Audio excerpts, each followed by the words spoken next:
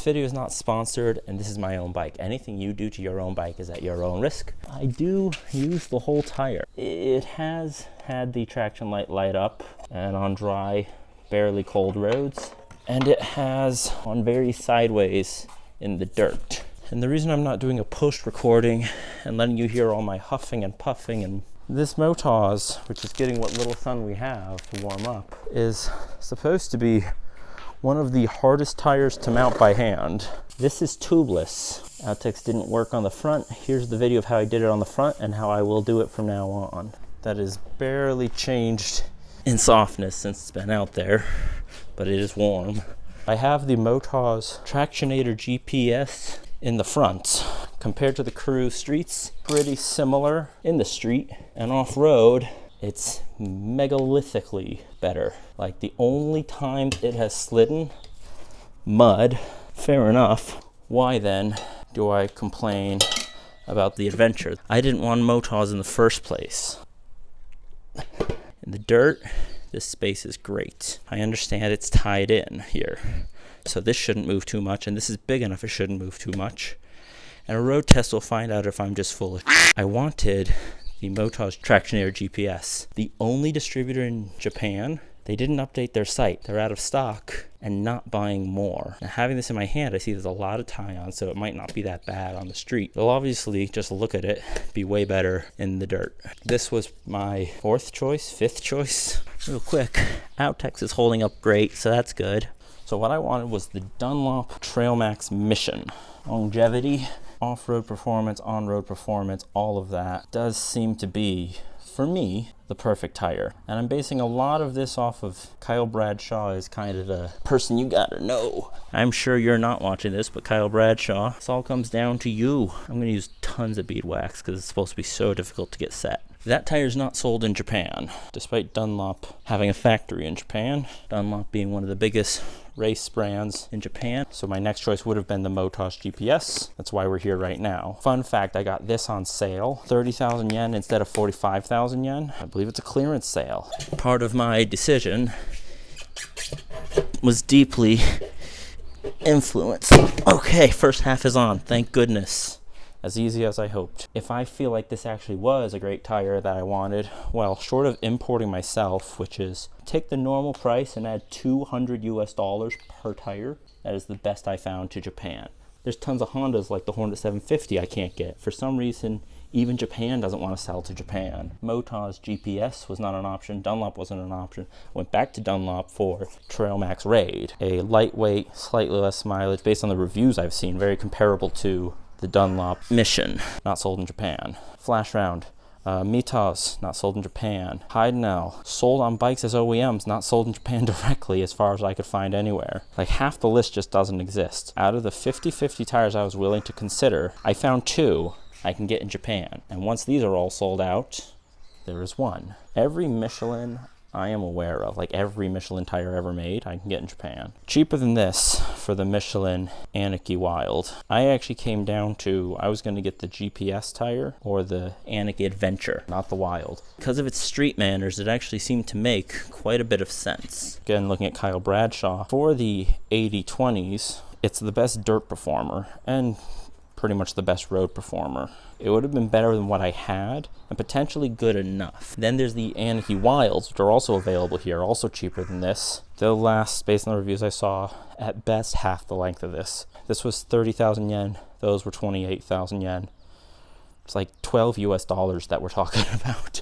So the Anakee Wilds are going to last me something like 5,000 kilometers. Some people are getting much better tread life. I ride this bike pretty hard. Since I ride off-road alone, and again, I don't like saying off-road because these are roads, they're just dirt. Okay, we're getting close to halfway, and so far, this isn't as bad as legends say, but obviously this is the worst part of putting on any tire.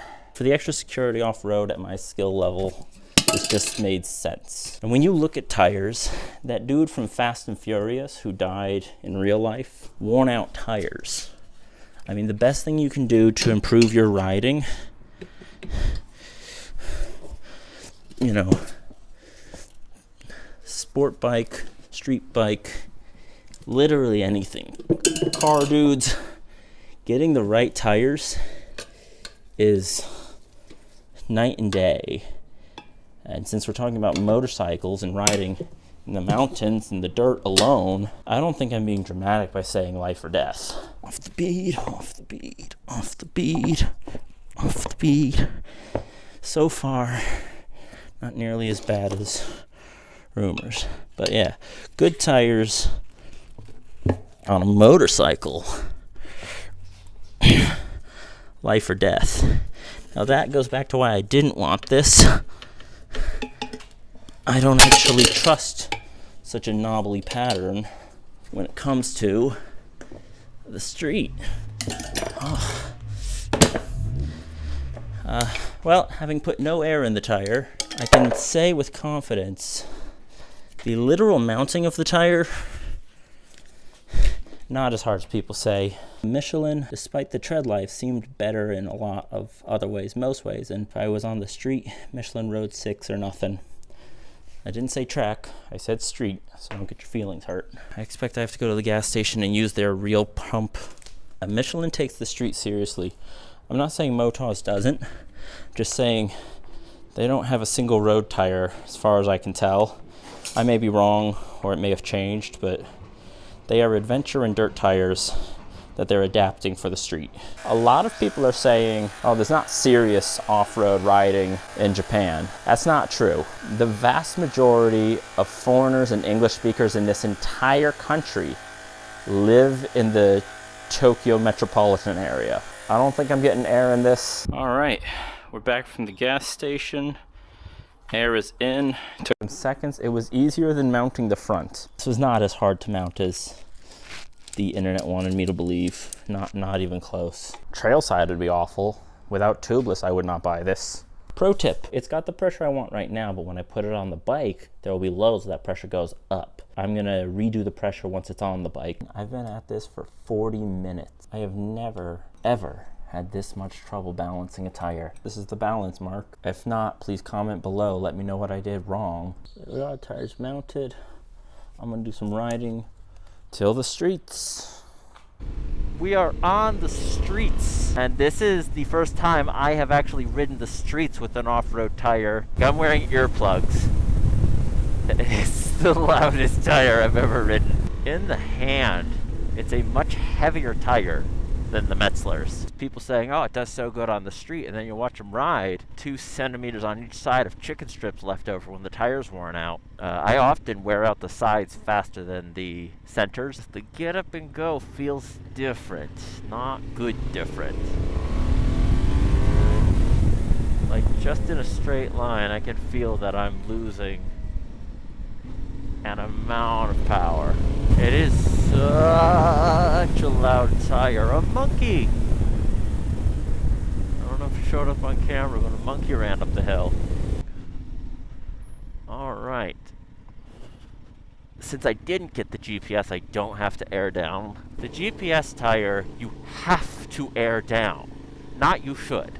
It's not optional because that center band. So I'm kind of hoping this one's going to be okay. Like that right there, that was me. This is leaving tracks. Wow, I've never left such a trail. I mean, I've seen marks from me coming up the hill, but I've never torn up the rocks. I mean, this thing ate the earth. Oh my gosh. That's with traction. Boy, that rear does walk around. This is way less confidence inspiring than Metzler.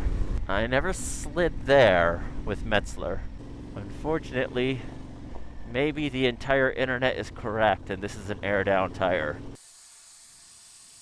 I have started using my airbag off-road because I haven't had any low-speed tumbles anymore, but it's high-speed stuff that scares me. Like, I don't want to get thrown off the mountain. So I dropped the air pressure down to 27 psi. It was originally at 33. It's making no difference. Splash. I mean, the road feels softer. That's nice. But if someone could comment below to fill me in. A brand new road tire needs a bit of break-in. Do they need that for the dirt too? Or is it like stick it on and just rum? Traction 1. What happens now? No traction light, but no slipping. Yoink. There's traction. What does mud feel like? Mud feels like no traction. Gravel feels like the Tractionator. Since I can see my speedometer now, it's not just I feel it. I'm going way faster than I normally do for the same input. These leaves are a nightmare. Oh, Shazam. Fall. Oh, hidden rocks under the leaves. Front tire rolled over a rock just there. Another one. But it grabs right back down. I don't think it's my reflexes are amazing, because I don't really have any. There, where it was kind of slipping around, the front tire definitely doesn't grip like the rear tire out here. Or Metzler's just made me so comfortable with rear slip. And now that I have a more confident rear tire, it's letting me push to a point of getting more front slip. Traction 0. I know how like adventure riding gets made fun of because it's like, ah, you're standing up. Yeah, it's a real adventure. This stuff's bumpier than it looks on the camera. I guess the biggest concern overall is if I end up liking this tire, I don't know how to get it anymore. The upside is, supposedly lasts genuine ages, but having tires that last too long, too many seasons and temperature changes can actually damage the overall carcass of the tire. Yeah, so unquestionably better brakes. But yeah, if you have a tire that lasts too long, its quality will go down with too many seasonal changes. And Japan will get freezing and get absolutely blistering. There's some side slide, backslide. But yeah, its summers are devilish. Yeah, this is better than Metzler, even in this stuff. Before it was all about, you know, the Motoz on the front is so good in the dirt compared to Metzler. And now it's like, it's almost a liability. It's not, but it almost is. This is no traction. And this is what I really want to test. Just can it go uphill, these loose rocks and dirt and leaves and all that. And it just does. It goes. Stay in the rut. Does it like the rut? It likes the rut. So a big thing figuring out with this bike and tires and everything. Again, this is my first dirt possible bike. I'm gonna get more mean comments that, oh, it's a street bike because it has all these same parts as the Tenere, but it looks different. Didn't come with a horrible stock skid plate that you would have replaced anyways. Ha ha! But compared to a street triple, this is absolutely a dirt bike. I'm carrying some okay speed. Like I'm almost speeding in a US school zone. All the Japanese and Europeans are like, how fast do you drive in US school zones? The answer is, much faster than you. Gosh, my barista's gonna think I'm a superhero. Look at this tire. Back up to full pressure. I'm just gonna go backwards to that hill climb. Oh wow, it's fundamentally different. So there's where I ate the road. I can feel the rocks turning the tire from side to side. Wow, I ate the road, but like, it gets on the rock and rolls over the rock. Airing down does make a big difference on this tire. Let's go up this hill.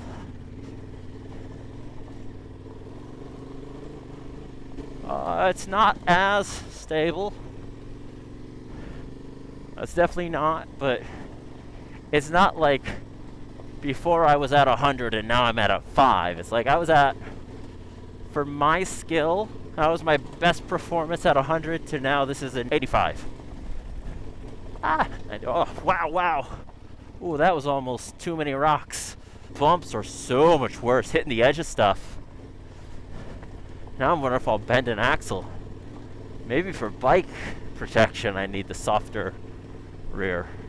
Now when rocks get involved, airing down is a massive difference on this. Japan has to make it economically viable to live out here. It's so great out here. Even if I sold the bike, it's just so much nicer out here. A review of this tire really has to be a street review, because of course it's gonna do fine in the dirt. And now we're on the streets. I am wearing earplugs in one of the quietest helmets ever made, with a louder than normal exhaust and a low windscreen, meaning more wind noise.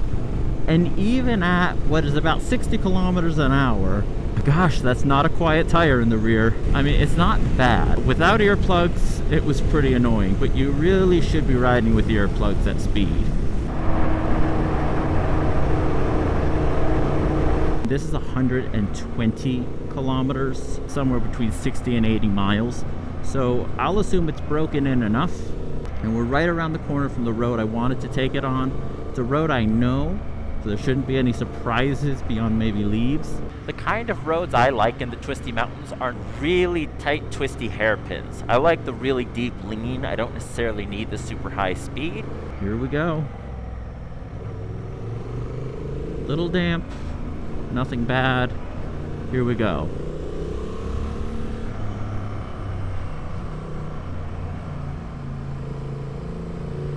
It's not bad.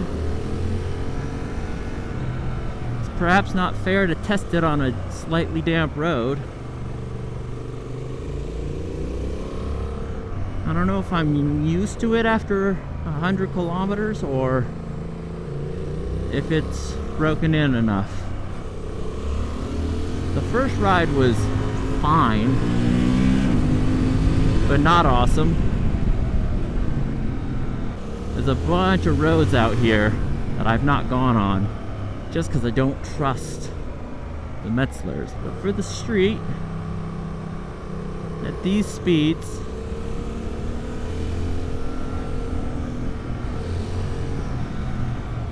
we'll say for sake of argument I'm going less than 60 miles an hour at all times, and less than 100 kilometers an hour, but it hugs the turn okay.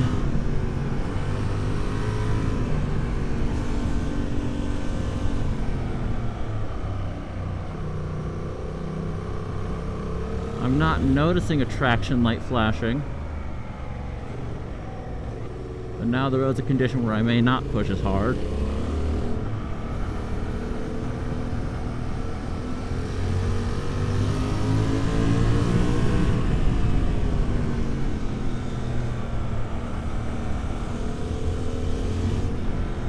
I am wearing AAA leggings and riding shirt. Not that I plan to crash, but if it looks like I'm just in a hoodie, I am. Plus a little more.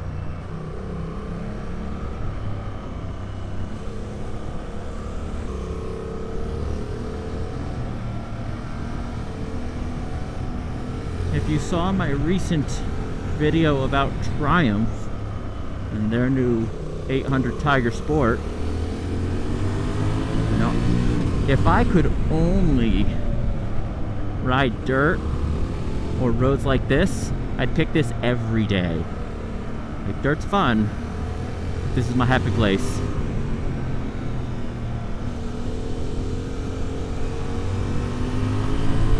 Even when it's damp and a little bit of foliage out. I can say the rear ABS is just a touch more active.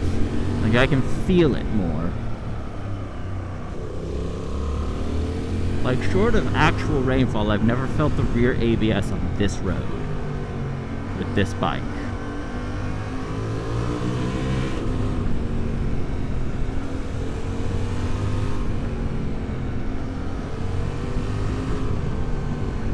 But if I was to say the road's a little damp, it's a little colder than last time, it's performing good enough for this bike.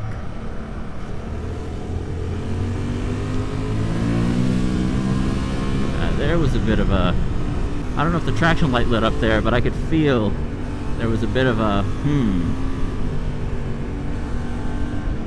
and I'm at the OEM recommended pressures.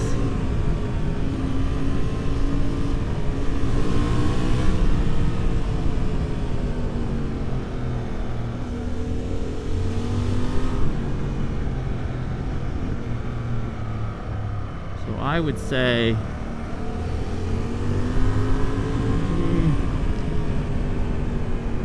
on a scale from not road legal dirt bike tire to Michelin power, I'll give this a B+. And remember, kids, as former President Bush said, to the C students, even you can be president.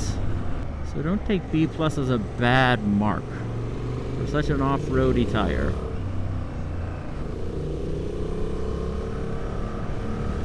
But see, riding through this, if you can see the debris on the road, if you can see how wet it is, which I'm sure you can, that's why I would definitely not get the Tractionator Adventure in the front. I will not go any more off-road focused in the front than the Tractionator GPS. Because if the rear wheel slips, that's a great thing of having owned the MT-07. There's no traction, tons of torque, and a tight chassis with aftermarket suspension. I learned a whole lot about sliding. And I learned how to catch a slide at the maximum lean. And by maximum lean, I mean peg scraping followed by slight slide. So if the rear slips out, I think I can bring it back. And there's one level of traction control in sport mode. If the front slips out, I think this is a crash video. I think we'll call that good enough for the road review. Good enough, not necessarily perfect. But I did buy it for weather like this, cold temperatures. So with that being said, thank you for watching a tire review with Kaiju Rider. And thank you to everyone who has liked and subscribed and helped the channel grow. Till next time.